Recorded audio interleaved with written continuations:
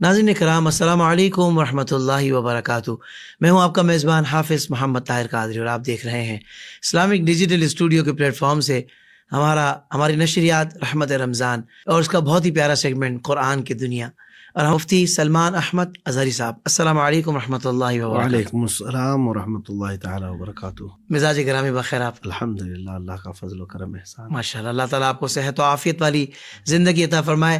ناظرین کرام، مفتی صاحب تشریف فرما ہے اور آپ کی موجودگی کا آج بھرپور فائدہ اٹھائیں گے، کیونکہ آج جو ہمارا ٹاپک ہے وہ میرا فیوریٹ ٹاپک ہے کہ قرآن پاک میں نبی مکرم صلی اللہ علیہ وآلہ وسلم کے چرچے. مفتی صاحب تشریف فرما ہے، تو آئیے مصحف کی طرف بڑھتے ہیں اور مفتی صاحب سے سنتے ہیں کہ قرآن پاک میں اللہ تعالیٰ نے اپنے محبوب کے کس طرح چرچے بیان فرمائے ہیں. کیا فرمائیں گے مفتی صاحب؟ الحمدللہ وکفا وسلام علی حبیبہ المصطفی، اما بعد فاعوذ باللہ من الشیطان الرجیم، بسم اللہ الرحمن الرحیم. مولاي صل وسلم دائما ابدا علی حبیبک خیر الخلق کلہم. حافظ صاحب، آپ نے بہت کمال کی گفتگو آج چھیڑی ہے اور آپ نے دوران گفتگو یہ فرمایا کہ میرا فیوریٹ ٹاپک ہے. جی، بلکہ میں یہاں روک کر کے کہوں گا کہ پوری روئے زمین پر بسنے والے ہر مومن کا یہ فیوریٹ ٹاپک ہونا ہی ہے. کیا کہنے، واہ واہ واہ، بے شک. اس کے بغیر کوئی چارہ نہیں ہے. الا لا ایمان لمن لا محبت اللہ، اس کا ایمان ہی نہیں جس کے سینے میں ان کی محبت نہیں. ہاں ہاں. تو رسول پاک صلی اللہ تعالی علیہ وسلم کا ذکر، ہاں البتہ یہ بات ضرور ہے کہ ایمان والوں کا ذکر میں کر رہا ہوں، اور جس کے دل میں نفاق ہے، بغض ہے، عداوت ہے، کفر ہے، اس سے ہماری گفتگو کا کوئی سروکار نہیں. جو مومن ہے وہ ان کے چرچے کے بغیر نہیں رہ سکتا. سبحان اللہ. حضور پاک صلی اللہ تعالی علیہ وسلم کے ذکر جمیل کا ایسا اثر ہر مومن پر ہے کہ آج بھی میں اپنی تقریروں میں تو یہ کہتا بھی ہوں کہ میں یوں ہی اگر کسی تقریر میں کہہ دوں اشہد ان محمد رسول اللہ صلی اللہ علیہ وسلم، لوگ انگوٹھوں کو اٹھاتے ہیں، بوسہ دیتے ہیں اور آنکھوں سے لگا لیتے ہیں. سبحان اللہ. مجھے یہ بتاؤ کہ لوگوں کو یہ کرنے کا حکم کون دیتا ہے؟ ہم نے تو تقریر میں پہلے سے یہ نہیں کہا، تمہاری فیلڈ نہیں بنائی، میں یہ کہوں گا تو تم یوں کہو گے، یا حضور کا نام بھی لے لیا تو زبانوں پر صلی اللہ علیہ وسلم خود ہی آ جاتا ہے. تو یہ اس بات کی غمازی کرتا ہے کہ آپ کا تعلق کتنا زیادہ اس شخصیت سے ہے کہ آپ کثرت سے ان کا ذکر سننا چاہتے ہیں. سبحان اللہ. تمہاری طبیعت یہ چاہتی ہے، واہ واہ واہ، اور ہونا بھی چاہیے. تو اب ہم آتے ہیں اپنی اس عنوان پر کہ رسول کریم صلی اللہ تعالی علیہ وسلم کا ذکر جمیل قرآن پاک میں اور آپ کے چرچے قرآن پاک میں. بلکہ میں گفتگو کو یوں شروع کرتا ہوں، آغاز سے اخیر تک قرآن ہے نعت مصطفیٰ. کیا بات ہے، محبوب کے بیان کا کیسا انوکھا ڈھنگ ہے. علامہ نظمی رحمۃ اللہ علیہ فرمایا کرتے، تو عشق کی نگاہ سے دیکھنے والے کو قرآن پاک جگہ جگہ سے حضور پاک صلی اللہ علیہ وسلم کی عظمت میں نظر آئے گا.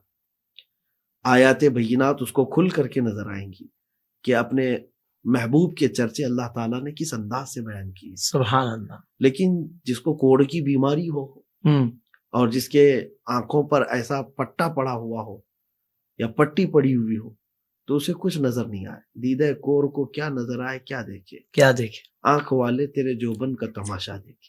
واہ واہ. بہرحال اب قرآن پاک میں ہم جب چلتے ہیں تو اللہ کریم نے اپنے محبوب صلی اللہ تعالی علیہ وسلم کے متعلق جو بیان فرمایا، ایک خصوصیت دیکھیں، کئی نبیوں کا ذکر آیا ہے قرآن پاک میں. یا آدم اسکن انت وزوجک الجنہ، اے آدم آپ جنت میں ٹھہرو، آپ اور آپ کی بیوی. یا نوح انہ لیس من اہلک، اے نوح وہ آپ کی اولاد میں سے نہیں ہے. نبیوں کو پکارا جا رہا نا. یا یحییٰ خذ الکتاب، اے یحییٰ کتاب کو پکڑ لو. یا موسیٰ لا تخف، اے موسیٰ ڈرو مت. یہ نبیوں کا خطاب ہے، لیکن پورے قرآن میں یا محمد کہیں نہیں کہا گیا. کیا کہنے، واہ واہ واہ واہ. یا محمد اس طرح سے پکارا نہیں گیا، جبکہ رب تبارک و تعالیٰ نے اپنے محبوب کو جب جب پکارا، یا ایہا النبی، یا ایہا الرسول، سبحان یا اللہ. ایہا المزمل، یا ایہا المدثر، یاسین، طٰہٰ، یہ ساری باتیں ہیں. واہ واہ. اسی لیے یہاں بات یاد آتی ہے اقبال کی. کتنے بہترین انداز میں کہا ہے کہ لوح بھی تو قلم بھی تو، تیرا وجود الکتاب. اس کی وجہ کیا ہے اس کو بیان کرنے کی؟ جیسے کہ حدیث میں ملتا ہے نا، سب سے پہلے اللہ تعالیٰ نے کس چیز کو پیدا کیا؟ جی. تو حدیث جابر میں تو ہے کہ اللہ تعالیٰ نے اپنے نبی کے نور کو پیدا فرمایا، اور ایک حدیث میں سب سے پہلے اللہ تعالیٰ نے لوح کو پیدا کیا، اور ایک حدیث میں ہے اللہ نے سب سے پہلے قلم کو پیدا کیا. تو قلم پہلے ہوا، یہ لوح پہلے پیدا کی گئی، یا حضور کا نور؟ تو اقبال کی یہ بات پڑھتے ہیں تو سمجھ میں آتی ہے، لوح بھی تو قلم بھی تو، تیرا وجود الکتاب. سبحان اللہ سبحان اللہ. وہی اول، وہی آخر، وہی قرآن، وہی فرقان، وہی یاسین، وہی طٰہٰ. تو رسول کریم صلی اللہ تعالی علیہ وسلم کے چرچوں کی بات اگر آپ کر رہے ہیں تو ایک ایک بات میں آپ کے سامنے لے کر کے آتا ہوں. ہم شروع کرتے ہیں یہاں سے کہ ایک بڑا ہی مزیدار واقعہ ملتا ہے تاریخ میں کہ سیدنا جنید بغدادی رضی اللہ تعالیٰ عنہ کے دور میں ایک ایسا معاملہ پیش آیا کہ بغداد میں ایک مصور آیا تھا، آرٹسٹ، کمال کا مصور تھا، فنکار تھا. اور اس کا کمال یہ تھا کہ لوگ اس کے پاس جا کر آرڈر دے کر تصویریں بنواتے، یعنی جیسے کہا جاتا ویسے وہ تصویر بناتا. تو لوگ اپنے محبوباؤں کی، اپنے معشوقاؤں کی تصویریں بنا رہے تھے کہ اس کا چہرہ ایسا، اس کی آنکھیں ایسی، اس کی ناک ایسی، اس کے لب ایسے. تو لوگ جو ڈائریکشن دیتے اس پر وہ کمال کی تصویر بنا کر دیتا، یہ اس کا کمال تھا. تو جب یہ خبر پھیلی تو سنا کہ جنید بغدادی بھی وہاں پہنچ گئے. ان کا کیا تعلق ہے اس دنیا دار سے؟ صحیح. لیکن جب آپ کی باری آئی تو مصور دیکھ کر گھبرا گیا، کہا کہ آپ یہاں کیا کر رہے ہیں؟ کہا سنا ہے تو کمال کی تصویریں بناتا ہے، لوگوں سے ان سے ان کے محبوباؤں کے حلیے اور ان کے قد و قامت سن کر کے تو بنا دیتا ہے، میں بھی چاہتا ہوں کہ میرے محبوب کی ایک تصویر بنا دیں. اس نے کہا ٹھیک ہے بتائیے آپ. تو جنید بغدادی کہنے لگے میرے محبوب کے چہرے اور اس کے رخسار ایسے تھے، پورا رسول پاک صلی اللہ علیہ وسلم کا حلیہ بتانے لگے. جنید بغدادی، ان کے لبھائے پاک گلاب کی پنکھڑیوں کی طرح، ان کے آنکھیں بڑی بڑی اس طرح کی خوبصورت، اور پیشانی اونچی چوڑی، ساری جب بیان کرنے لگے تو مصور نے کہا رکو رکو، یہ تصویر میرے پاس رکھیے. تو جنید بغدادی نے کہا دکھا دو. تو مصور گیا اور پورا قرآن لا کر رکھ دیا. سبحان اللہ سبحان کہا اللہ. کہ اے جنید بغدادی، کیا اس سے بہتر کوئی تصویر تمہارے محبوب کی ہے؟ اللہ اکبر. اس سے بہتر کوئی تصویر ہے کہ جب اس محبوب کا چہرہ دیکھنا ہو تو پڑھو وَالضُّحَىٰ وَاللَّيْلِ إِذَا سَجَىٰ. سبحان اللہ. اس محبوب کی زلفیں دیکھنا ہو تو قرآن کہتا ہے وَاللَّيْلِ إِذَا يَغْشَىٰ. رات کی قسم جو یاد فرمائی گئی ہے وہ محبوب کی زلفوں کی تاریکیاں اس میں بیان کی گئی ہیں. محبوب کا سینہ کیسا ہے؟ أَلَمْ نَشْرَحْ لَكَ صَدْرَكَ. واہ واہ. محبوب کی آنکھیں کیسی ہیں؟ مَا زَاغَ الْبَصَرُ وَمَا طَغَىٰ. محبوب کے ہاتھ کیسے ہیں؟ وَمَا رَمَيْتَ إِذْ رَمَيْتَ وَلَٰكِنَّ اللَّهَ رَمَىٰ. واہ واہ. محبوب کے قدم کیسے ہیں؟ لا اقسم بهذا البلد وانت حل بهذا البلد. سبحان اللہ. محبوب کا ذکر کیسا ہے؟ ورفعنا لك ذکرک. واہ واہ. تو قرآن پاک نے تو محبوب کے پورے قد و قامت کا ذکر کیا ہے. تو یہاں پر پھر بھی میں کہنا چاہوں گا یہ عشق والوں کی بولی ہے. جیسی چیز آپ ڈھونڈیں گے قرآن پاک میں ویسی موتیاں اس کو ملیں گی. پھر میں وہی بات دہراؤں گا، دیدہ کور کو کیا نظر آئے کیا دیکھے. قرآن پاک میں رسول کریم صلی اللہ تعالیٰ علیہ وسلم کے کمال کے چرچے ہیں. اب اگر میں آپ کو یہاں پر بات بتاؤں کہ اللہ کریم اپنے حبیب صلی اللہ علیہ وسلم کی عزت کے لیے اور ان کے ناموس کے لیے کیسی باتیں بیان فرمائے قرآن میں، جانتے ہیں؟ 3 مثالیں میں دیتا ہوں آپ کو. 3 مثالیں.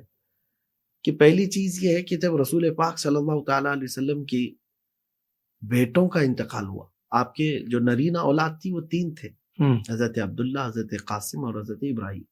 اخیر میں حضرت ابراہیم کا انتقال ہوا تو کفار مکہ مشرکین نے یہ مذاق میں کہا کہ محمد کی اب نسل ختم ہو گئی. استغفر اللہ. نعوذ باللہ من ذالک. کہ وہ اقطاع النسل ہے، یعنی کٹی ہوئی نسل.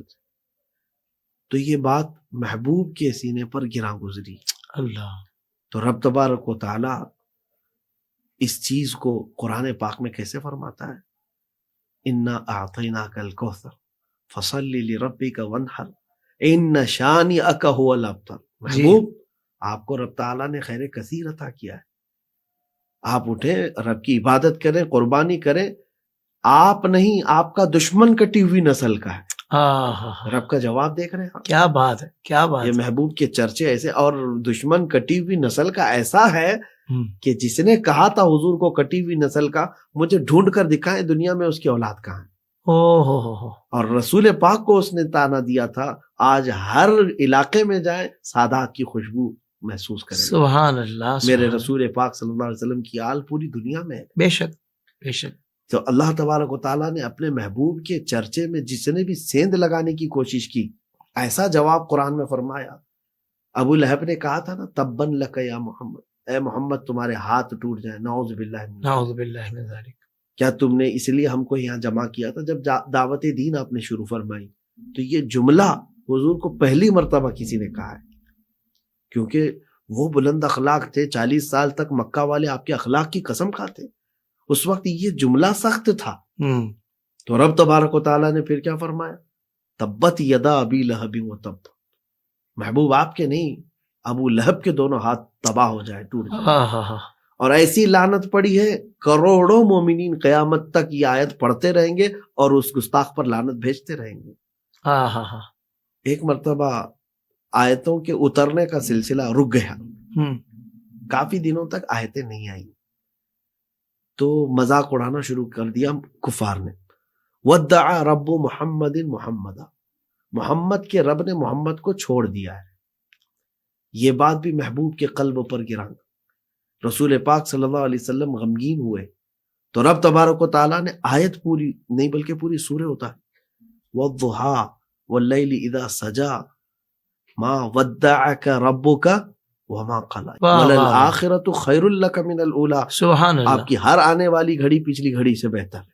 واہ واہ واہ واہ. تو یہاں میں یہ کہنا چاہتا ہوں کہ حضور پاک صلی اللہ تعالیٰ علیہ وسلم کے چرچے بیان کرنا سنت الہی ہے. سبحان اللہ. اور ان کے دشمنوں کا جواب دینا یہ بھی اللہ کی سنت ہے. واہ واہ واہ. رسول پاک صلی اللہ تعالیٰ علیہ وسلم کے دشمنوں کو جواب دینا، منہ توڑ جواب دینا، یہ اللہ تبارک و تعالیٰ کی سنت ہے جو قرآن پاک میں موجود ہے. سبحان اللہ. سبحان. تو ویسے تو ختم نہیں ہوں گے چرچے رسول کریم صلی اللہ تعالیٰ علیہ وسلم کے ذکر جو قرآن پاک میں موجود ہے. صرف اتنی بات میں آپ کو کہوں، ایک آیت پر اگر ہم گفتگو کر لینا، آپ کو میں بتاتا ہوں، انا اعطیناک الکوثر. اللہ. اس کی تفسیر جو آپ دیکھیں گے بہت سارے مفسرین نے فرمائی ہے. صرف ایک سورے کی تفسیر پر کتاب پوری لکھی گئی ہے، سورہ کوثر پر. 3 آیتوں والی سورہ ہے، سب سے چھوٹی سورہ ہے قرآن پاک کی. اس کی تفسیر پہ پوری کتاب موجود ہے جو 1000 صفحات کی ہوں. صحیح. تو یہاں پر جو فرمایا ہے رب تعالیٰ نے، اے محبوب ہم نے آپ کو کوثر دیا ہے. کوثر کیا چیز ہے؟ کوثر کیا چیز ہے؟ اس کو سمجھانے کے لیے عربی کا ایک قول آپ کے سامنے رکھنا، تھوڑی سی گرامر کی بات کریں. جی. عربی میں اس کی فصاحت اور بلاغت بہت معنی رکھتی ہے سمجھنے کے لیے. کئی الفاظ ہوتے ہیں. اب جیسے آپ کو میں بتاتا ہوں، ہر چیز کا اپوزٹ ہوتا ہے. دن کا اپوزٹ رات ہے، وائٹ بلیک، یہ سب چیزوں میں اپوزٹ ضد ہوتی ہے. تو عربی میں قلیل ہے ایک، اس کے اپوزٹ جو لفظ آتا ہے عربی میں وہ کثیر ہوتا ہے. کثیر آتا ہے. قلیل ہے تو کثیر ہے، قلیل کے اپوزٹ میں کثیر ہے. لیکن عربی میں صرف ایک ہی اپوزٹ نہیں ہوتا. اب اس کثیر سے کچھ زیادہ بولنا ہو تو اس کو کہتے ہیں اکثر. اکثر. ٹھیک ہے. اچھا، اکثر سے بھی زیادہ کوئی چیز ہو تو اسے کوثر کہتے ہیں. ہاں. سبحان اللہ. اب آپ کو میں بتاتا ہوں، قلیل ایک چیز ہے، صحیح، اس کے اپوزٹ میں کیا ہوا؟ کثیر. اس سے زیادہ ہو گیا ہے تو اکثر، اور بھی زیادہ ہو گیا، سپرلیٹو ڈگری. ہاں، سپرلیٹو ڈگری جو کوثر ہو گیا. سبحان اللہ. تو اب ہم سمجھتے ہیں کہ قلیل کیا ہے رب تعالیٰ کی بارگاہ میں. رب تعالیٰ فرماتا ہے قل متاع الدنیا قلیل. اللہ. محبوبہ فرماتے پوری دنیا کا یہ سامان تھوڑا ہے، قلیل ہے. اب اس میں سارے انسان، جنات، چرند پرند، درخت، پیڑ پودے، ساری چیزیں آ گئی دنیا کی. دنیا کا سارا سامان کیا ہے؟ قلیل. قلیل ہے. پوری کائنات یہ قلیل ہے.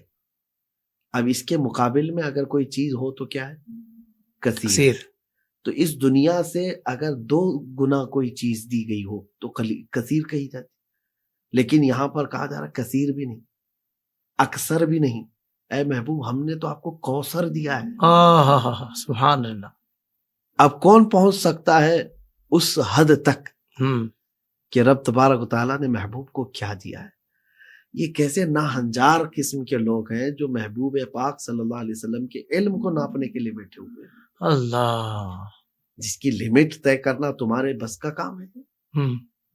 اور اسی لیے سچ فرمایا حضور پاک صلی اللہ تعالی علیہ وسلم نے کہ میری حقیقت کو سوائے میرے رب کے کوئی نہیں جانتا. واہ واہ واہ واہ. اور پھر ہم کیا گفتگو کریں؟ یہی کہیں گے لیکن رضا نے ختم سخن اس پہ کر دیا، خالق کا بندہ خلق کا آقا کہوں تجھے. سبحان اللہ. کیونکہ حضور پاک صلی اللہ تعالی علیہ وسلم کے چرچے اور آپ کے اذکار دیکھ کر ششدر رہ جاتا ہے ہر بندہ. تو یہاں پر ہم ایک چیز اور میں آپ کو آگے چل کر کے عرض کرتا ہوں کہ حضور پاک صلی اللہ تعالی علیہ وسلم کے ان تمام اذکار جمیلہ اور آپ کے چرچوں کو دیکھ کر کوئی اتنا غلو بھی نہ کر جائے کہ حضور کو خدا کے درجے تک لے جائے. بالکل صحیح. تو یہاں پر بھی آپ کو یہ لے کر کے چلنا ہے. رب تبارک و تعالیٰ کے بعد کوئی مقام ہے تو وہ حضور کا ہے. واہ. اب اس کو چرچوں میں اگر آپ جائیں گے تو دیکھیں شیخ سعدی کیا کہتے ہیں، بلغ العلا بکمالہ کشفت دجا بجمالہ حسنت جمیع خصالہ صلوا علیہ وآلہ. یہاں پر فیصلہ کن بات آتی ہے تو حافظ جمال شیرازی کی کہتے ہیں لا یمکن الثناء کما کان حق. جیسا آپ کا حق ہے ویسی تعریف کرنا تو ممکن ہی نہیں. بعد از خدا بزرگ تو یہ قصہ مختصر. واہ واہ واہ. خدا کے بعد سب سے بلند مقام آپ کا ہے یا رسول اللہ. بس حاصل کلام یہی ہے. کمال کمال. اور حضرت یہ جیسا آپ نے گفتگو فرمائی کہ حضور کے علم کو تولنے کے لیے بیٹھ جاتے ہیں، تو جن کو سکھانے والا رب رحمان ہو اور جن کو سلیبس وہ دیا گیا ہو، سکھایا گیا ہو کہ جو وہ علمہ کا معلوم تکن تعلم کی شان کے ساتھ ہے. بالکل. اللہ اکبر. اس کا یہاں تک کیسے کیا جا سکتا ہے کہ کیا محبوب کو سکھایا؟ بھائی یہ نہیں سکھایا، تم پہلے فہرست بنا لو کہ یہ نہیں سکھایا. اسی کا رب جواب دے رہا ہے کہ جو محبوب نہیں جانتے تھے وہ سکھا دیا. تو تجھے پتہ لگ گیا. اسی سے لگتی ہوئی یہ بات بھی ترتیب دیکھیں سورہ رحمان ہر کوئی پڑھتا ہے. پہلی آیت ہے الرحمن، اس کے بعد کیا ہے؟ علم القرآن. جی. الرحمن علم القرآن خلق الانسان. جی. 3 آیتوں کو دیکھیں آپ، ترجمہ میں جائیں گے اگر آپ، رحمان علم القرآن جس نے قرآن سکھایا. تیسرے نمبر پر کیا ہے؟ خلق الانسان جس نے انسان پیدا کیا. جب انسان پیدا کرنے والا یہ مقام تیسرے نمبر پر ہے تو قرآن سکھایا کس کو ہے؟ پہلے یہ آ رہا ہے علم القرآن. واہ واہ. علم القرآن، علم القرآن تو پہلے آ رہا ہے. اس کے بعد خلق الانسان ہے. واہ واہ واہ. انسان کو پیدا کیا. تو یہاں آپ کو سمجھنا ہوگا کہ رب تبارک و تعالیٰ اپنے محبوب کو انسان اول کے پیدا کرنے سے پہلے ہی یہ سارے علوم عطا فرمایا ہے. واہ واہ واہ. سبحان اللہ. اسی لیے ایک بزرگ فرمایا کرتے تھے کہ غار حرا میں جو آیتیں نازل ہوئی تو ابتدائی جو چیزیں تھی تو وہاں پر کیا کہا جا رہا ہے؟ اقرا، پڑھو. عام طور پر اس پر نقطہ بیان کیا جاتا ہے کہ جو مبتدی ہو، بالکل بگنر جس کو کہتے ہیں، شروعات کا معاملہ ہو، تو اس کو کہیں گے جیسے میں کہوں ویسے کہو. اب یہ کہنا کہ پڑھو پڑھو تو مطلب یہ ہے کہ جو پڑھا ہوا ہے اس کو کہا جائے کہ پڑھو. اور اسی لیے قرآن پاک میں کئی جگہ پر جو ہے نا ذکر آتا ہے وَإِذْ قَالَ رَبُّكَ لِلْمَلَائِكَةِ. یاد کرو جب تمہارے رب نے فرشتوں سے کہا کہ زمین میں اپنا نائب پیدا کرنے والا ہوں. یاد کرو. یہ آیت کئی جگہ ہے. کس کو کہی جا رہی ہے؟ رسول کو جس پر قرآن اترا ہے.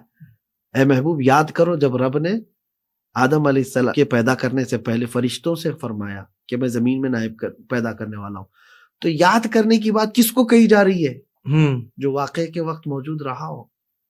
یاد کرو. واہ واہ واہ مفتی صاحب، یاد کرو. خوبصورت نقطہ ہے. واہ.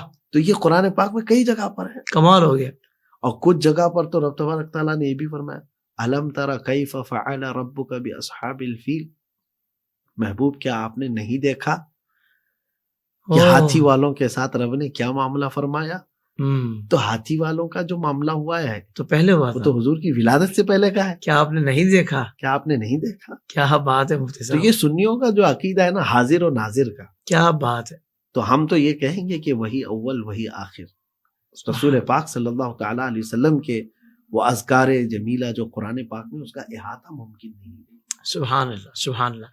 حضرت ایک اور بات ارشاد فرمائے، شروع میں آپ نے القابات کا ذکر کیا تھا کہ کہیں یا ایھا المدثر کہہ کر پکارا محبوب کو، کہیں یا ایھا المزمل. تو یہ مختلف مقامات پر مختلف القابات سے محبوب کو پکارنے کی کیا وجہ ہے؟ دیکھیں یہ محبت کا اظہار قرآن پاک میں رب تبارک و تعالیٰ نے ایسے فرمایا ہے. وجوہات کی طرف اگر ہم جائیں گے تو ایک بہت طویل بحث ہے، کیونکہ صحیح. ہر لفظ کا ایک معنی ہے، ہر لفظ کے مفہوم ہے، اور کس وجہ سے کس وقت محبوب کو کن القاب سے پکارا جائے باضابطہ پورا ایک کلام ہے، ایک کتاب ہے. صحیح صحیح. لیکن یہاں مقصود کیا ہے؟ مقصود یہ ہے کہ یہ ادب امتیوں کو سکھانا ہے کہ وہ رب ہو کر اپنے محبوب کو ان القاب سے پکار رہا ہو. کیا بات. تو امتی اپنے نبی کو کس طرح سے پکارے؟ اسی لیے قرآن پاک میں یہ بھی آیت آئی ہے لا تجعلوا دعاء الرسول بینکم کدعاء بعضکم بعضا، رسول کو ویسے مت پکارو جیسے آپس میں ایک دوسرے کو پکارتے ہو. سینس رکھنے والے کو تو یہاں اتنا ہی سمجھ جانا چاہیے کہ ان کا رب ان کو ان القاب سے پکار رہا ہے، تو پھر بندے کو امتی کو کیسے پکارنا چاہیے؟ واہ واہ. ہوتا کیا ہے حافظ صاحب، میں آپ کو بتاؤں، ظالموں کو کچھ ایسی چیزیں نظر آتی ہیں جس میں وہ تنقیص ڈھونڈتے ہیں، شان رسالت کو کم کرنے کی سوچتے ہیں. کہ رسول پاک صلی اللہ تعالیٰ علیہ وسلم کو رب تعالیٰ نے فرمایا قل انما انا بشر مثلکم، اے محبوب آپ فرما دیں کہ میں تمہاری طرح بشر ہوں. یہ لیا اور اس کو رٹا لگانے لگ گئے کہ وہ ہماری طرح بشر ہے، ہماری طرح بشر ہے. رب تبارک و تعالیٰ نے محبوب سے فرمایا ہے، تم سے نہیں کہا کہ تم بھی کہو. کیا بات ہے. واہ واہ واہ واہ. وہ رسول کو کہا گیا ہے. اب اس کی وجوہات کی طرف بھی اگر آپ جائیں گے نا، اتنا نفیس نکتہ ہے، اتنی نفیس گفتگو ہے. آپ کو بتاتا ہوں کہ زمانہ ایسا ہے کہ ابراہیم علیہ السلام کے دور میں ہوا کیا تھا کہ نمرود سے آپ کا جو مناظرہ ہوا نا وہ بھی قرآن پاک میں ہے. نمرود نے پوچھا آپ کا رب کون ہے؟ تو آپ نے کیا کہا؟ ربی الذی یحیی و یمیت، میرا رب وہ ہے جو زندہ کرتا ہے اور موت دیتا ہے. بہت اچھا. اس ظالم نے کیا کیا؟ جیل میں موجود 2 قیدیوں کو لایا اور ایک کو مار ڈالا اور ایک کو چھوڑ دیا. کہا دیکھو میں بھی زندگی دیتا ہوں موت دیتا ہوں. تو ابراہیم علیہ السلام نے مناظرے کے بعد پھر اس کو یہ چیلنج دیا، ربی الذی یحیی و یمیت پہلے کہا تھا، اب کہنے لگے کہ میرا رب وہ ہے جو سورج کو مشرق سے نکالتا ہے اور مغرب میں ڈباتا ہے. اگر تو خدا ہے تو مغرب سے نکال کے دکھا، پچھم سے سورج نکال کے دکھا. تو یہ تو کس کا چیلنج ہوا تھا؟ ابراہیم علیہ السلام کا. ابراہیم علیہ السلام کا چیلنج ان کے دور کا تھا، لیکن وہ مبہوت ہو گیا، کافر نہیں کر سکا. تو کہیں کسی کے دماغ میں یہ بات رہ گئی ہو کہ خدا کا معیار ابراہیم علیہ السلام نے یہ بتا دیا ہو جو پچھم سے سورج نکال دے وہ کیا ہوتا ہے؟ خدا ہوتا ہے. تو اب زمانہ بیت گیا، برسا برس گئے، پھر وہ مقام صحبہ پر مولا کائنات کی جو نماز قضا ہو رہی تھی عصر کی، سورج ڈوب گیا. تو پھیرا کس نے؟ ڈوبے ہوئے سورج کو رسول رحمت صلی اللہ تعالیٰ علیہ وسلم نے پلٹایا. اب مجھے بتائیں سورج کو پچھم سے نکالنے والا یہ رسول. تو جن لوگوں نے دیکھا رسول رحمت صلی اللہ تعالیٰ علیہ وسلم کی اس معجزے کو، اب آیت آئی کہ کہیں وہ واقعہ ذہن میں نہ ہو کہ جو سورج پچھم سے نکال دے پھر وہ خدا ہو جائے. تو محبوب آپ فرما دیں کہ میں تمہاری طرح بشر ہوں. کیا بات ہے. سبحان اللہ. قل انما انا بشر مثلکم.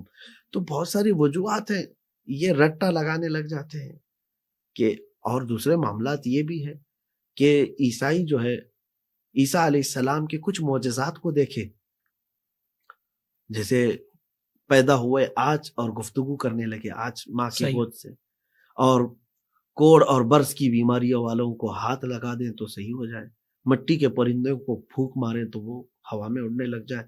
یہ محیر العقول معجزات دیکھ کر ان کو خدا کے درجے تک پہنچا دیے. عزیر علیہ السلام 100 سال کے بعد دوبارہ بیدار ہو کر کے آئے تو یہودیوں نے ان کو خدا کا بیٹا بنا دیا.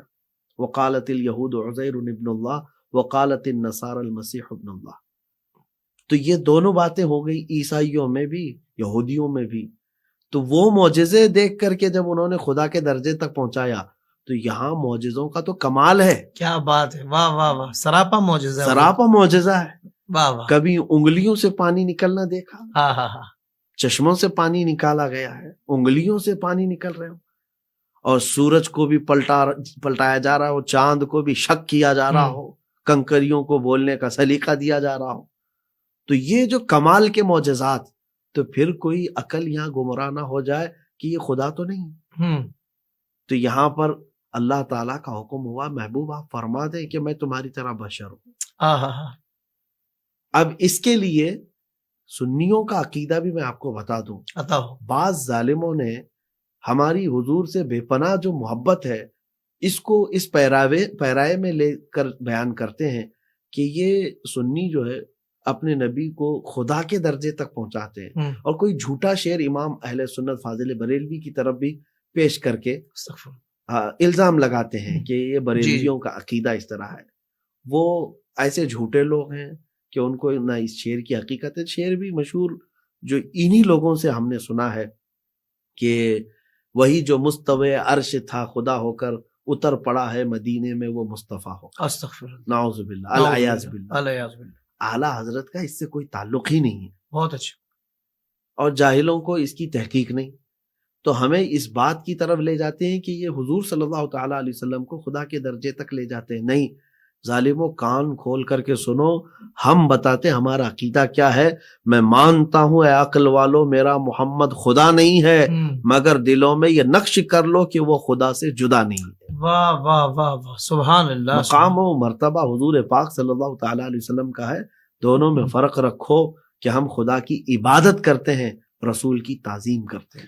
سبحان اللہ سبحان اللہ سبحان. یہ ہے حقوق، اور یہ ہے چرچوں کے تعلق سے صحیح انصاف کی بات.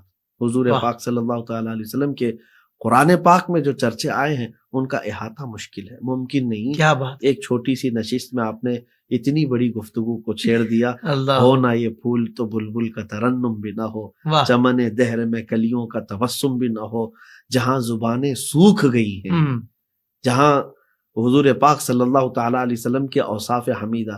اور بڑی پیاری بات ہے کہ آپ کی زندگی کا اکثر حصہ انہی کی مدح سرائی بھی گزرا. الحمدللہ الحمدللہ. ہاں، فرق یہ ہے. الحمدللہ میں بھی اسی نوکری میں ہوں، اور دعا یہی کرتا ہوں کہ رب تبارک و تعالیٰ، ہمیشہ ایک دعا ہوتی ہے جو بیدم شاہ وارثی کی دعا تھی کہ سگے طیبہ سب مجھے کہہ کہہ کے پکارے بیدم، یہی رکھیو میری پہچان مدینے والے. سبحان اللہ. تو یہ حضور کی تعریف کرنے والے ان کے ثنا خانوں کی تو کوئی گنتی نہیں. تھک گئے، سارے قلم سوکھ گئے، سارے ورق سوکھ گئے، لیکن اس کے باوجود بھی ان کے اوصاف حمیدہ کا ایک باب بھی مکمل نہیں ہو سکا. واہ واہ واہ، سبحان اللہ. مفتی صاحب اللہ آپ کو جزائے خیر دے. اور سید اعلیٰ حضرت نے کیا خوبصورت انداز میں اہل سنت کا نظریہ بیان کیا کہ حضور کی شان تو ہم یوں بیان کرتے ہیں کہ سرور کہوں کہ مالک و مولا کہوں تجھے، باغ خلیل کا گل زیبہ کہوں تجھے، اللہ رے تیرے جسم منور کی تابشیں، اے جانے جہاں اے جانے جہاں میں جانے تجلا کہوں تجھے. اور تیرے تو وصف عیب تناہی سے ہیں بری، حیران ہوں میرے شاہ میں کیا کیا کہوں تجھے. جس امام نے، جس اعلیٰ حضرت نے، جس امام احمد رضا نے اتنی ساری زندگی حضور کی شان بیان کی ہوں، وہ یہ کہہ رہے ہیں کہ حیران ہوں میرے شاہ میں کیا کیا کہوں تجھے. تو کسی کو کوئی بدگمانی نہ ہو جائے، اس لیے آگے چل کر کہتے ہیں کہ کہہ لے گی سب کچھ ان کے ثناخواں کی خامشی، چپ ہو رہا ہوں کہہ کے کہ میں کیا کیا کہوں تجھے، لیکن رضا نے ختم سخن اس پہ کر دیا. غور سے سنیے گا، لیکن رضا نے ختم سخن اس پہ کر دیا کہ خالق کا بندہ خلق کا آقا کہوں تجھے. کہ خالق کے تو آپ بندے ہیں اور خلق کے آپ آقا ہیں، وہ بھی رب کی عطا سے. بس اسی پر مکمل کروں گا کہ محمد کی محبت دین حق کی شرط اول ہے. اسی میں ہو اگر خامی تو سب کچھ نامکمل ہے. مفتی صاحب آپ کا دل سے شکریہ، آپ نے بڑا وقت عطا فرمایا.